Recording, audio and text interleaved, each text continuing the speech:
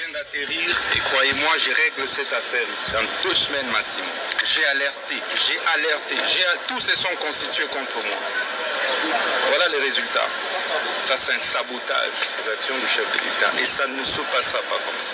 Chaque semaine, les magistrats envoient des détenus ici, à Makata, sans tenir compte de la capacité de cantonnement de ceux. Et ça, c'est injuste. Vous venez ici, vous faites sortir des gens clandestinement. Ça, c'est un acte de sabotage, c'est pas l'évasion. De toutes les fois où moi j'ai désengorgé, ils ont envoyé les doubles. C'est depuis que j'ai commencé. Combien de détenus ont été envoyés ici après le désengorgement? C'est là qu'on saura l'acte de sabotage d'où il est parti. Et on va sérieusement sanctionner. Voilà. Il avait promis de sérieusement sanctionner pour les événements qui se sont passés, les événements malheureux bien sûr, qui se sont passés au sein de la prison centrale de Makala. Lui, c'est Constant Mutamba, le ministre de la Justice. Hélas, les 2 semaines qu'il avait promis, tant ou 2 semaines, voilà, et s'épuisé Koutouté, c'est lui qui sera transféré maintenant à l'étranger pour les soins médicaux. Pourquoi les soins médicaux? Vous voyez bien, Esaïe de Kambiakobo Mbate, Constant Mutamba a été empoisonné. D'ailleurs, mon aki angwana ba collaborateur na ye, poison zwaki bango, ye mokope poison na ye, poison éjuyé. Il a été évacué. Asa évacué wapi, tokoloba yango na émission ya lelo. Yaya toloba te, tozongeli makambo ya Mai Kalambai, le sous pasteur Mai Kalambai. Un certain chef spirituel, Fumundinga, azoko déclaré mbongo na ye oyo bayokanaki na Mai Kalambai pour atonzela ye stade abattre record ya Moïse Mbiye. Makambo tokosuka nango wapi? Tokoloba na émission ya lelo. Na vile Kinshasa ne kokute nezali Kalambai. Kalambai na bengi yo mbala misato. Tika baje oyo zali kosala sisa contrat na yo na Fumundinga oyo osinaki contrat pona mamba conseil na yo bato bakufa kuna ezali ngai te nga na pesa ki yo pouvoir pour stade no etonda ba mise baya bato batala yo bato ndenge bakufi kuna ezali ngai te biso na monde na biso na science na biso tolingaka science ya makolo ba na za pasteur te ocho beta sa de matika mingi ta donc lo ba yaki pa na yo pour azali pasteur epa na bino ngai epa na ngai azali mwana oyo nga nazalo la Kisanzela oyo yaki kufuka ma alongwe Kinshasa ayeti awa na ville ya Boma aye kufuka ma epa na ngai ponzela ya stade na ye eleka koleka ya Moïse Mbiye yango ayeke koluka ngai. Vous connaîtrez la vérité et la vérité vous affranchira. Yangope élément oyo tokolobela lelo na émission oyo. Kaka na émission oyo ya lisolo tokobetela yo lisolo ya pasi mais ekola musa esprit to sengi na ba parents surtout ba femme seule boko ta ebele pour na boyoka makambo ekoleka histoire oyo mutapesi histoire mama kolo histoire ye moko mama Eugénie papa Fiston obenda batuma toyi ba Congolais en particulier généralement africain to kanisaka te ke kindoki ezali kaka pona batu mwindu même mindele poso pembe bazana kindoki ya kosakana te papa Fiston ba mindele mbale couple ya mikolo plus de 80 ans bazana bana te balingi ba pesa bana na ngai kindoki na église nini boyebi église oyo babengaka ba église na bango ba salle de royaume oyo basalaka makasi na publication. Est-ce que boyebi tokotanga komona ba église wana kaka na émission lelo ba pesi bana na ngai taille crayon ya lapin na crayon na carnet pona bakoma nini tangu bana bazwaki yango wana oyo bana bamonaki na butu ndimela ngai papa Fiston obeta lisolo pona openie ba ndeko. Mbote bandeko balandi ya radio loko télévision mardi elamu esika wapi bozwami merci nazuba appel ebele pona émission oyo ya tongo oyo tosalaki sur la conscientisation ya jeune africaine nyonso. Bon, on a été bilingue dans cette émission là pour na ko éveiller même ba ivoirien ba camerounais ba tunisien oyo ba bomi ba frère na bango en plein Méditerranée.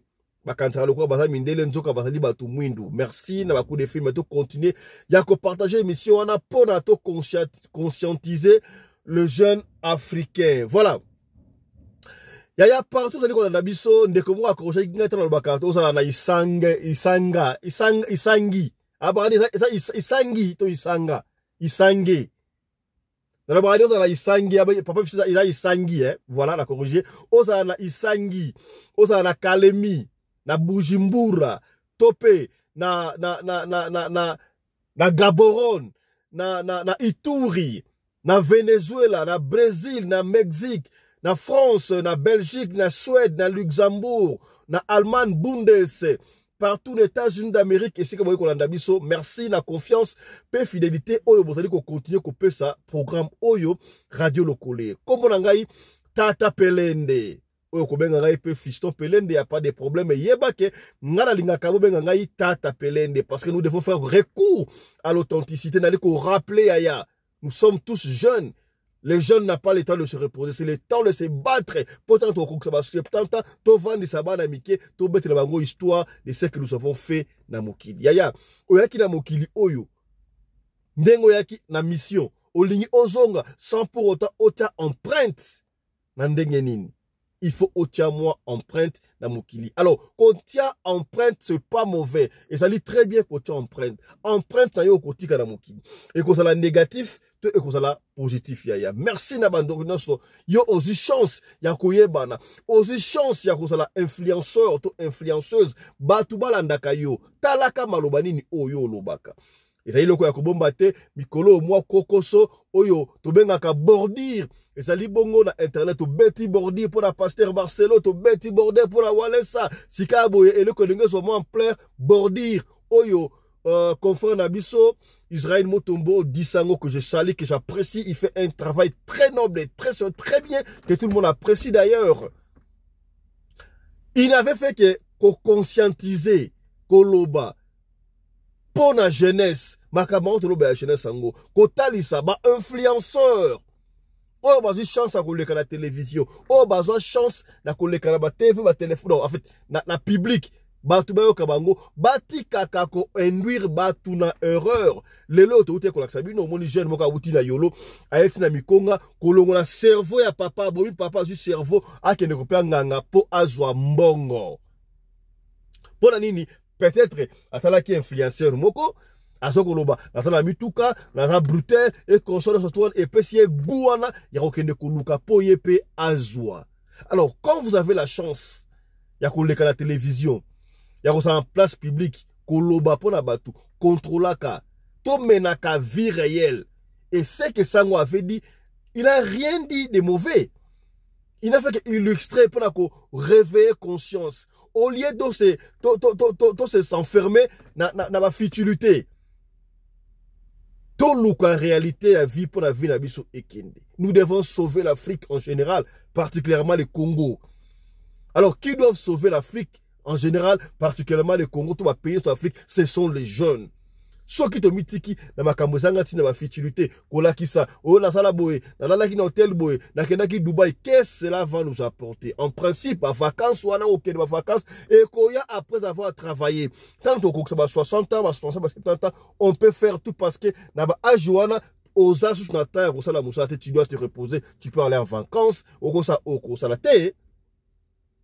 Alors tant que ça mo kondelwa ki ndengo wana pona bande ko mususu ba tiktokeuse consort ba mona que Sango a tout bordure na ebite bordure nini o Sango a tout kinga na moni yango travail la vérité et comme il y a koswana c'est parti dans tous les sens.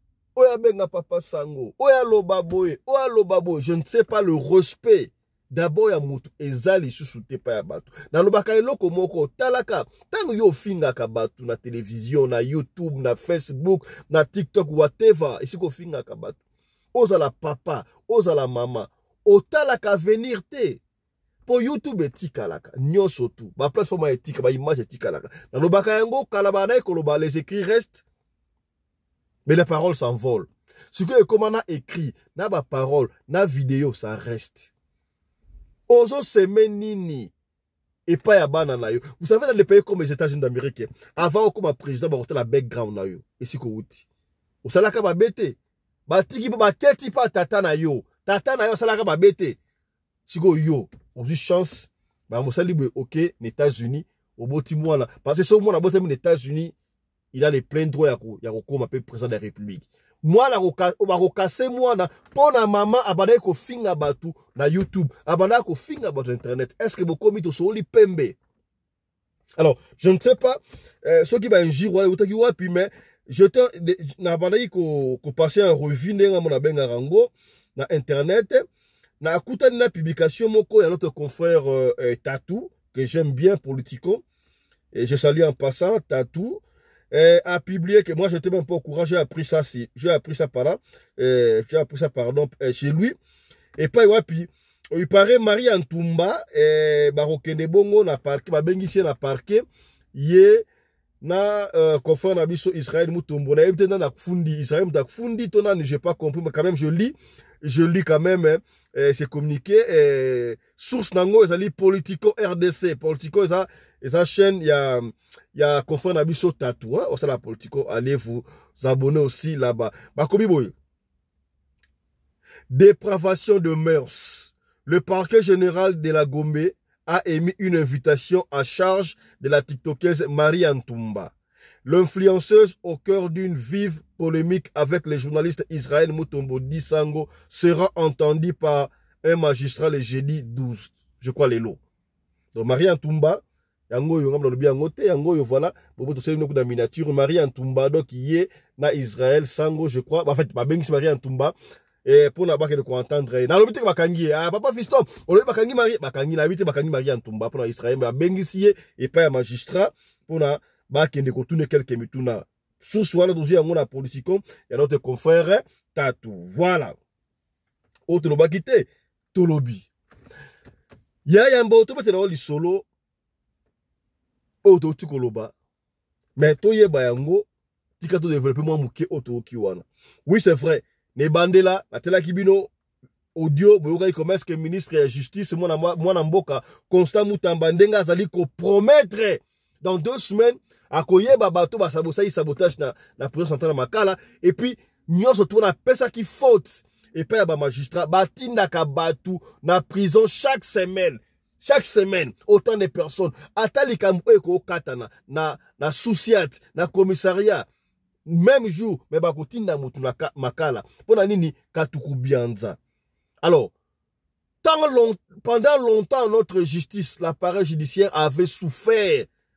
C'est lui qui est venu pour na kosunga appareil judiciaire na biso justice, parce que c'est la justice qui élève une nation, la vraie justice. Alors à 2 poids à 2 mesures te makambo o Constant Mutamba zo sala azoko sala yango pona yemo kote ba réforme o ya zoko tia e kotikala même mutu ya koya na sima e ko sala lilie mobimba wana pona ko bonga justice mboka na biso ma benin o no moni boali kotela e poison. Moi je me rappelle toujours na un certain pasteur le rappelle na Bosolo na politique, je crois c'est lui qui avait animé monsieur Daï consort na biso mo Israël te oya bana to tango pe na biso na biso ça la chaîne na biso azoko loba waso bana Mutamba oyeka ka sikoyo makamba ko sa eza ebele ozo attaquer l'église corps du Christ okosuka ma parole wana est-ce que Mutamba oko interpréter loba et par après tu as comme on a etangu Constant Mutamba loba ki tokomona ba sanction kozala tokosala ba enquête constitue mona ki mokonzi moko bazuzi alekaki makambo sele ko la ba contradiction tout ça et puis Simon Mutu Koswa quelque temps après c'est Mutamba qui a été empoisonné. D'ailleurs bomona ki ba image wana oyo ba police scientifique ba gendaki na bureau na ye ba mona ki ba poison ba collaborateur na ye ba zalaki déjà empoisonné na éviter ceux qui ba soigner au niveau ya Kinshasa, ils sont été évacués. Enfin yemoko Mutamba siko empoisonné pour ce côté ba déplacer à Bimaki, je crois hier hein, accueilli ko sala ba soin baki ko soigner pour na Mutamba a su poison bon empoisonné pour na nini. Nous voulons que le pays avance, alors il faut les hommes qu'il faut à la place qu'il faut. Mutu o sala musala e mona na miso abatu bino bolingi te bino bolingi batu andengo ate bolingi batu oyo bakoya ko cha trouble esika musala yo salama mpasi mawa papa fiston ozu information wana pike Mutamba ba évacuer pour que le conseil faire soigner na zuyango na source pire et pas ya notre confrère Israël Mutombo yem talobi yango et puis na kolko source mususu landa nan oyo suivez ministre pas opposé ba acte le Mutamba outi na opposition aza ministre de la justice auti kozala évacué na butu ya lelo urgemment abimi mutamba abimi nazo confirmer information sur ces angai sur otuni ngai sur ces angai ministre ya justice ba évacuer akei pona ba soin à l'étranger gouvernement congolais mutazui charge pona ye akei à l'étranger na yebi pe mboka metokolo mboka te akei pona ba soin na ye nzamba batela inyoso ele kamala mutamba zongela biso ba acte azo poser la justice soki basali ba réforme makambo nyonso esimbi ekozala pona ye te ezali pona république bato mpe bakoya nsima bapérenniser baréforme biloko nyonso bavote eza na avantage ya mboka etikala toboyi kozongaka na éternel recommencement. Voilà, ça c'était Israël Moutombo qui confirme que le ministre Moutamba est évacué pour avoir soin pour agir poison. Kasi alobi source nango ayebi esika Moutamba akei mais akolobate mais ezali jusqu'à Yakobombate ngala koyebisa yo esika o akei Moutamba est évacué sika azana Cuba. Azana Cuba ba évacuer Constant Moutamba na Cuba pour na poison oyo ajui ngam na robi yango te fisto yo sube preuve apte na tali yango na télé 50 ya notre confrère et grand frère aîné JMK Jean-Marie Kassamba ba robi yango news d'ailleurs ba to ba pesi ba message de soutien pour na Constant Moutamba azongela biso akeko se faire soigner bongo na Cuba. Landa. Testé positif au poison, le ministre d'État en charge de la justice et garde du Sceau, Constant Moutamba, est évacué vers le Cuba pour la prise en charge sanitaire urgente. Ici au pays, ce sont les jeunes politiques de tous bords qui se sont réunis pour apporter leur soutien au ministre et promettent leur accompagnement sans faille à Constant Moutamba. Plus de détails dans cette déclaration. Il a été porté à la connaissance du public que le ministre d'État, son Excellence, Constant Moutamba, a été testé positif au poison. Nous, acteurs politiques de toutes tendances confondues, société civile, les hommes et femmes de médias, les hommes des dieux, la jeunesse et l'ensemble du peuple congolais, apportons notre soutien indéfectible et exprimons notre solidarité à ces jeunes ministres qui s'est distingué qualitativement dans le 100 premiers jours du gouvernement souminois. Ainsi donc, nous mettons en garde toute personne, réseau mafieux, qui travaille contre les intérêts de la République, en sabotant l'œuvre salvatrice du ministre Moutamba menée au profit du peuple. Nous demandons instamment aux hommes de Dieu de faire monter des prières de supplication en faveur de son serviteur, le ministre Constant Moutamba, car il est écrit: la justice élève une nation, et toute arme forgée contre toi sera nulle et sans effet. À la jeunesse congolaise de demeurer vigilante et de se mobiliser tous azimuts pour accompagner les ministres qui représentent le jeune Congolais au sein du gouvernement. Voilà. Je crois que le message est passé. C'est confirmé. Constant Moutamba a été empoisonné. Si vous avez empoisonné, et ça est nul. Pour avoir pété. Comment est-ce que le pays est mobilisé? Bah, jeune, bah, bimi, koutuna balabala, pour soutenir œuvre grandiose, Moussala Kitoko, dans les 100 premiers jours, le ministre qui a distingué dans le gouvernement souminois, c'est Constant Moutamba. Bato babimaki na nzela bato babima na nzela babimaka na nzela toyebi mpona korevendike bakamo songolo pakame oyo babimi mpona kosoutenir musala noble oyo mwana mboka jaune ayosala Constant Moutamba. Reviens bientôt tozela yo, force à toi Constant Moutamba. Nous les jeunes nous te soutenons. Voilà, tenez bon. Bakadiam Pemba et Sili, l'Afrique des vieux est révolue. Passez. C'est maintenant l'Afrique des jeunes. Autre bakité. Tolobi. Voilà. Yaya soki tolobi o tolobi. Tozongeli susu makambo oyo ya Mike Kalambai. Stade ya Mike Kalambai. Bande koboko taboyo kalangai. Soki papa Fiston lobi, papa Fiston lobaki awa allez, c'est parti dans tous les sens. Bande ko babenga biso, ba proche babenga. Ayo so lo babongo pona Mike Kalambai pona to bande ko ba vérité kaka ozwaki. Mais sika a to fandi nie. Ata papa Fiston lobite, mutu mususu akoloba. na fandi boye confort na ngatinga image Yannick Wenge o azalaka na Afrique du Sud ata séjour sikabwe na Congo démocratique na pays mais aketi na boma ake koluka abi fiston yo talité na abeta na interview tala image atindeli wana nani wana un certain monsieur Mfumu Nzinga ya le chef spirituel Mfumu Nzinga dit confirme que yé frère Mike Kalambai to pasteur Mike Kalambai akendaki koluka ye na boma kuna po asala makambu stade wana etonda plein. Et ça n'a qui ba spéculation. Stade wana etondaki, batu bakufa bayaki, batu bayaki. Oh, oui, c'est vrai. Stade etondaki. Oui, stade etondaki. Etondaki ya solo. Oh, mort na kati kuna tenjoka tali Mfumu Nzinga. Et ndenge bayokana kina Mfumu Nzinga ke apesa mbongo après plein wana apesité. Siko Mfumu Nzinga azoko réclamer mbongo na ye. Est-ce que c'est Mfumu Nzinga dit la vérité ou bien azoko kosa? Na ligne contre la polémique yoate, na ligne tela oka moi extrait oyoka comment est-ce que le monsieur dit Mfumu Nzinga azoko réclamer mbongo na ye et pas ya Mike Kalambai ndenge bayokanaki. Et c'était au micro de notre confrère Yannick Wenge en ce jour na boma landa na kolobalanga lo kotie mo landa ka kishasa ne kokute nezali Kalambai Kalambai na bengi yo mbala misatu tika baje oyo zali kosala sisa contrat na yo na Mfumu Nzinga oyo osinaki contrat pona maba conseil na yo batu bakufa kuna ezali ngai te nga na pesa ki yo pouvoir pour stade no etonda ba musicien ba ya batu batala yo batu ndenge bakufi kuna ezali ngai te biso na monde na biso na science na biso tolingaka science ya makila ba na za pasteur te ocho beta sa dématique la mingi ta donc ba yake pa na yo pour azali pasteur e pa na bino ngai e pa na ngai azali mwana oyo nga na zalo Alexandela oyo yaki kofuka ma alongwe Kishasa ayeti awa na ville ya Boma aye kofuka ma epa na ngai ponzela ya stade na ye eleka koleka ya Moïse Mbiye yango ayeleke koluka ngai.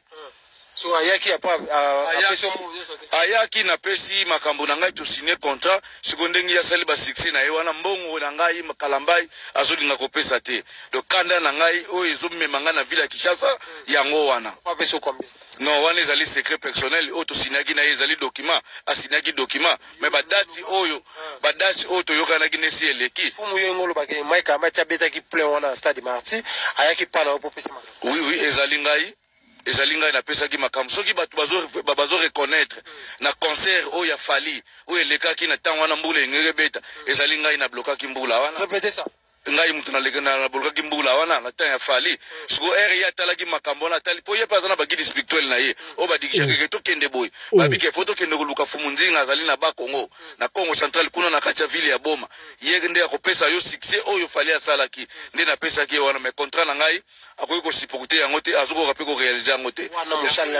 wana musali na Nzambe epa na bino ngai azali mwana oyo ngai azali kopesa makambo oyo afuka mina kati na ngai na coach na kati ya makolo na ngai akosi na temple na ngai azali partenaire na ngai azali musali ya Nzambe epa na ngai te présence a wera na concert wana non vie wera place azali na pesi mbote azali vie oyo to coopérer na bango yepe azana makambo na ye oyo to salaka na ye mais ngai na ye na ngai makambo ya wera te mingi na ye po na pasteur Kalambai oyo musicien yende na yeli mingi na zobetela sete mbongo na ngai okopesa to okopesa te obenga ngai suste nazobenga ye numéro na ngai asi ya bloka yango elekaka sute bapel na ye même sentir na ye bando benga ngai mingi ke Mfumu limbisa sala boy minutes oyo ba bloquer ngai alors ndenge biso to salaki contrat ya spiritualité yeba ke ngape na kosilisa ngaka na spiritualité pona lataka boyete so na lati boy ezali kanda pona zoyela bino na ville na bino ya Kishasa. Parce que vous êtes en train de faire des contrats pour ça qui et comme ça va confier belé parfois on salaire non biso to pesa ka bozui to pesa ka bato condition ya makila te soki olingi osala condition ya makila wana tokosomba nyama oyo ayebani o tata Nzambe asingaki Abraham ezali meme wana ndio sala ka sacrifice ya meme mais ye era yako zwa contrat pa na ngai ayelaki mambo ya makila te ayaki na pesa ye succès pe asala plein na kata stade na ye yango na pesa ki ye. Voilà, mesdames et messieurs, comprenez vraiment, à travers cette émission Jeep à vérité, tous les propos tenus n'engagent que son auteur. Mesdames et messieurs, Mouta Kouloubango, Isa Fumunzinga. On a été, on a eu une question, on a pour nous poser.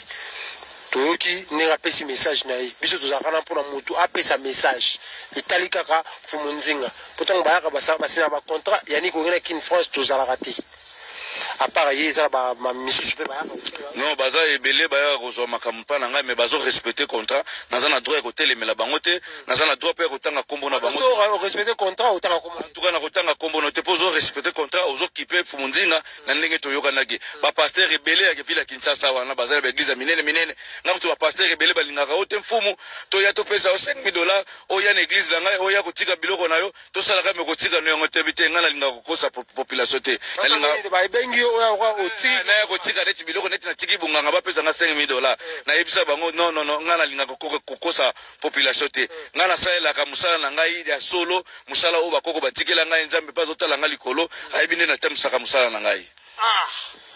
Voilà, mesdames et messieurs, voilà, je crois que moi extrait ya entretien oyo notre confrère Yannick Wenge en séjour na Congo o basiwana Fumu Nzinga nalandi esika moko Fumu Nzinga lobike basindaki contrat entre parenthèses pasteur to pe frère Mike Karambai asindaki papier akopesa mbongo moko songolo monta oyo aboyiko ko dénoncer mais soki bosindaki papier Fumu Nzinga okei pa ya mburamatari te pona nini okei pa ya bazuzi na yebi te makambo wana bakendaka pa bazuzi te to ndenge nini est-ce que ça est important oya koloba yango na télévision tala kuntseki tala kumamba est-ce que makambo oyo ezali ya solo tala kuntseki tala kumamba excusez-moi na promettre bino tokozonga awa na kozwa frère Mike Kalambai soki asa na tante pirier ya na ye propre to mutu sala makambo Mike Kalambai akoya koloba makambo nali ko sala commentaire te gardez votre souffle tokozonga pour makambo Mike Kalambai o to éclairci po ya koloba ezali ebele voilà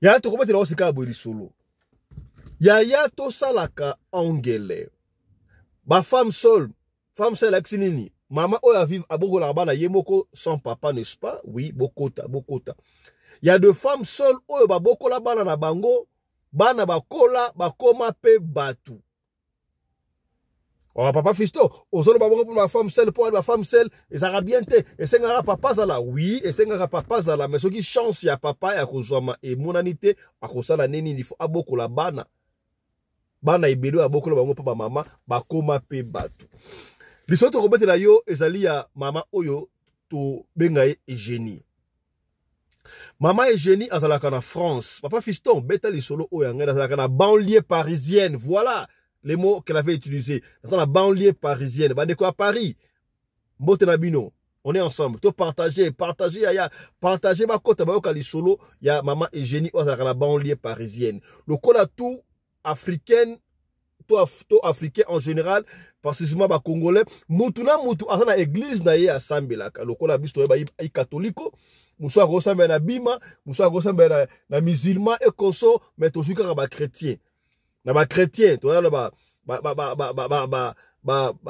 église songolo ba chrétien église pakala ba chrétien église ebele chrétien ebele mais église auto lobela awa ezo engagé église te mais ba pekisi biso tanga ko be église beto ko peso référence pona yo oyeba église oyo église yango c'est la rapeka na banlieue parisienne ezali moko ya église munene église oyo ya mindele beto kendaka église yango babengaka ba église na bango ba ndako ya nzambe na bango bengaka bango ba salle de royaume eso komi bande ko salle de royaume bazali awa bango bazalaka makasi na publication je me rappelle tant que toyaki bana mikie bande ko kabaso ba livre moko bango bakabaka livre fele ba livre wana ko mona ba so Jésus bango ne ba destina biso nyoka muta akosaka Eva ou nyoka na pombo na Jésus bebi ba publication wana ba to église yango bango na bokomi et église nini comme là sur na yo tia commentaire biso ko ba yango ti comme église wana voilà ba benga ba église bango ba salle du royaume je crois ba salle du royaume voilà yaya to benda kabana matoi pesa kabana éducation yebisaka na ndako ba parents bana baliaka po voisin te yaya Racheter le temps quand les jours sont mauvais. Kolia pas bato, ça sous mala monter. Muto yebite akabele loko. Ata camarade ya papa akabeli yombongo. Camarade ya mama. Muto yebi. Surtout bana kelasi. Muningana aina de bomba pesi moko. Pe kisaka bana. Racheter le temps quand les jours sont mauvais. Yoka lisolo. Heureusement, maman o est génie. Maman a beaucoup là-bas. Elle est très bien. Elle saka bana. Soki muta pesi loko. Kozwate. Muta kabele loko. Kozwate. Soki omoni atanga na osola mutu très bien muta kabeli eloko muta peshe boye talaka na misu yango esa important to yebisaka bana soki to bimna bana to za quelque part soki acte mo esala ma yo mwana talaka mama na misu eza non seulement bana ata papa ata mama boko sala pena boye bosala papa na bat bo sola talaka papa na misu talaka mama na misu dayo waze kwa loba yango Félix waze kwa Mutu asambaka kaka na malobate na misu pe sambaka. Je peux te dire quelque chose au travers misu. Nako ndima quelque chose à travers misu. Nako boya quelque chose à travers misu.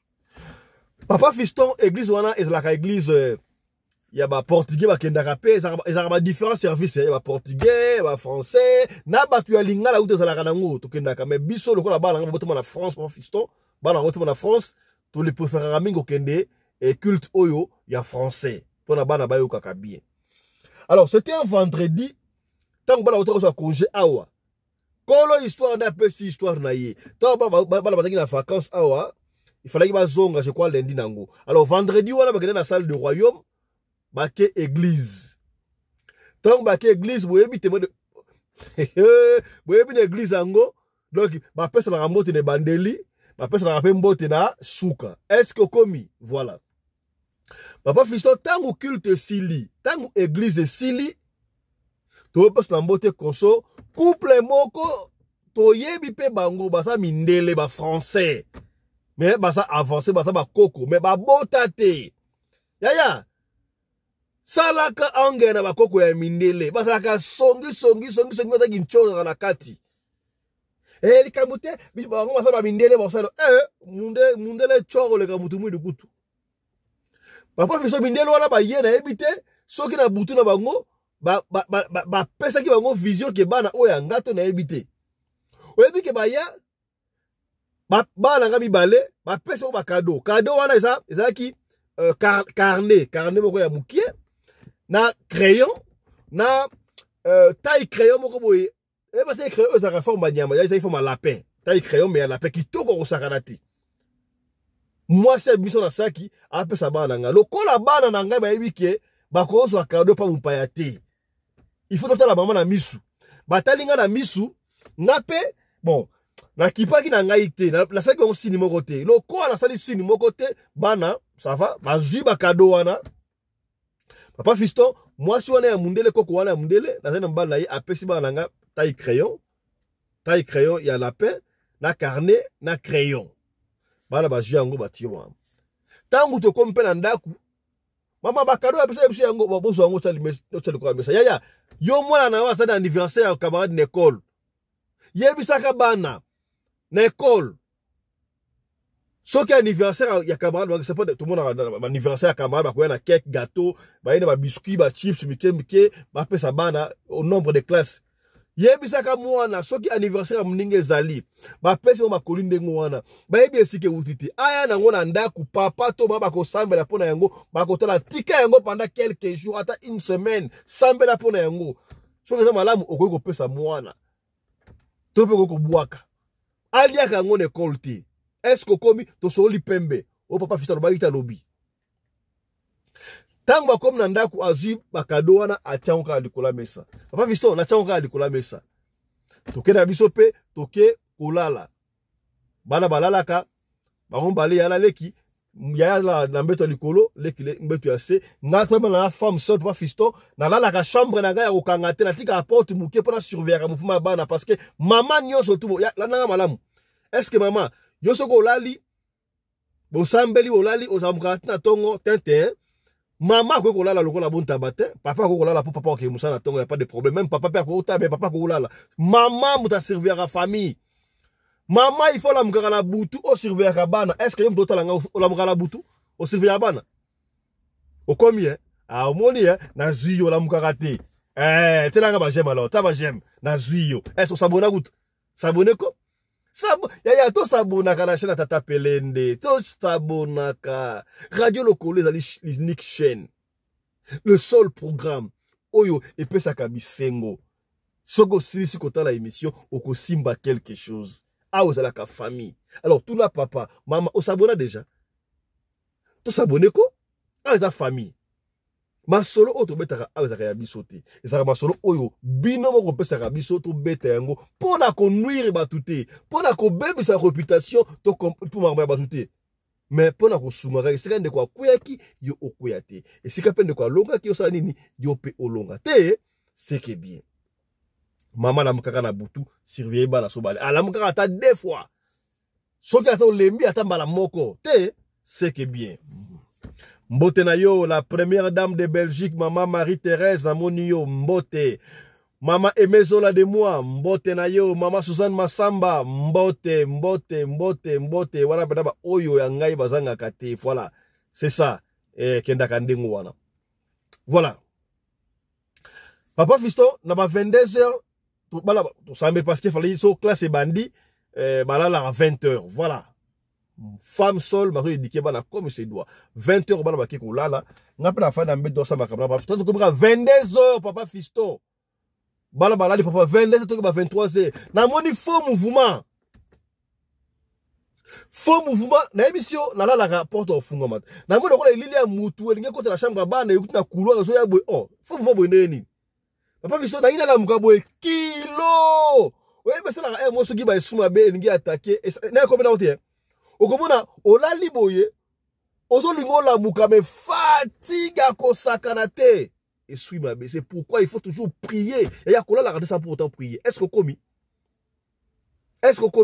kola la kate sans pour autant au prier papa Fiston fatigue ya ko sakanate tellement na za mwana nzambe na sambe na sa mutema molimo yini wana nzambi Yesu pesa nga makasi ya konsola la mukabwe na sambe li batela bana ngai bana nanga batela bango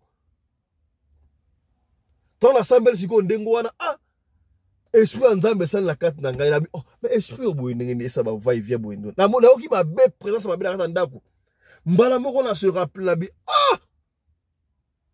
donc dans l'église là mo sala makate mais comment les autres qui va pesi bana cadeau na mona mutu azoya ko sala nini papa Fiston par la prière au nom de Jésus-Christ de Nazareth papa Fiston la muki na telemi na keina talibana bana baza bien na keiti na salo esika batika ki ba carnet yango wana ba carnet yango ba crayon yango na bataille crayon oya forme la paix wana ezaki ka lekwa mesa wana mbala moko esprit na nge sale fungola nga esprit soko li mwana nzambe mwana belaka esprit ya kufungwama na bandi ko pamela yo pesa ki bana ngai ba crayon ba taille crayon ba carnet po ba koma nini biso to yaka esika moko te bino waza mindele biso ba tu mwindu boko sala eloko moko te biso au nom de Jésus-Christ de Nazareth vuluzuki mbangu azali boso ya makamno sotu oyo papa Fiston na pame na lobby le pouvoir de la parole na lobby papa Fiston na zui pena ba carnet wana na ba écrit wana na kita wana suku troumaye ba 0h to ba 1h déjà ba 2h na kiti na se papa Fiston abay deuxième niveau de troisième niveau mais na kiti kaka na kesi ka ta ba poubelle na sa immeuble na bois ki biloko wana na boaki yango na boaki yango na same pa Fiston na li kitoko bana balamuki kitoko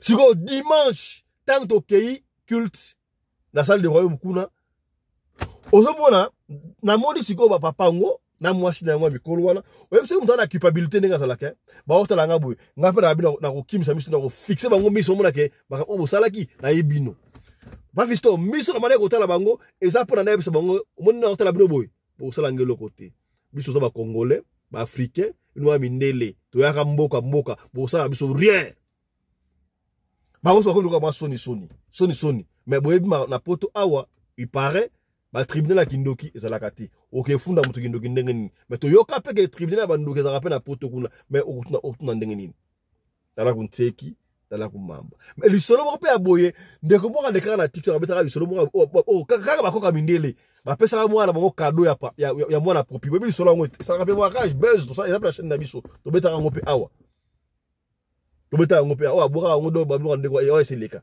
mais oyo to ça ma récemment awa kaka vendredi awa papa biso na pêche lisolo obeta pona otea ba mama talaka bana yebisaka bana mutu apesaka bango bakado te ata na ekole bakeya ya anniversaire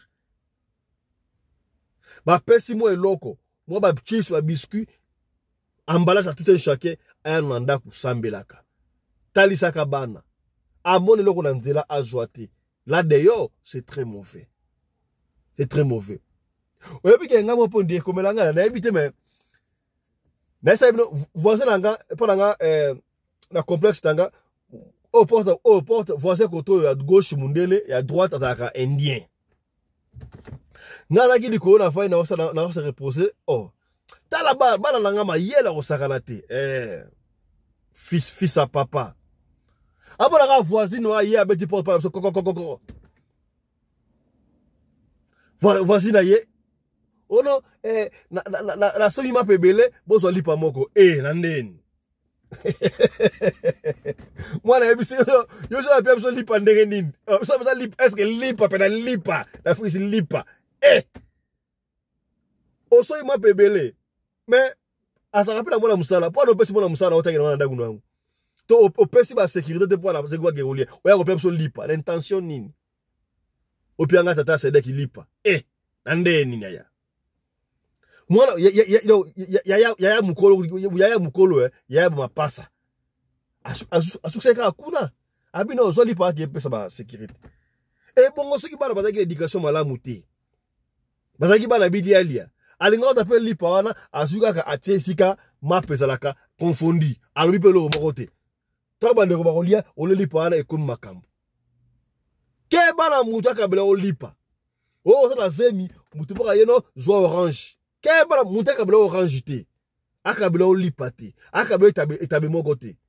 Mabeza la kawana. Eteliote. Au combien? Voilà. Voilà ce que j'avais à partager avec vous na mokole lelo yangoyo, je crois merci to beti sola maman oyo je crois et fungolo ma mémoire to soli makambo belé awa. Force à toi Constant Mutamba, nous te soutenons nous les jeunes. Je crois que tu vas nous revenir très bientôt et puis ozonga eloko moko e kosala mate. Bakoko basali na yo basali na yo nous te soutenons. Alors yo mdoto la biso ya soki ozala isola ko pesa benga biso pesa liso na yo soki obengi biso ozwi biso te ko bitungisa mate ya tinila biso audio liso na yo to ko beta yango kaka ndenge to beta yango soko ni totanga kombo to kotanga kombo soki boyi pe totanga kombo te to kotanga kombo te biso to évoluaka ndengo wana to suki awa pona lelo portez-vous bien santé de fer à tous. Chap chap. Et tchara.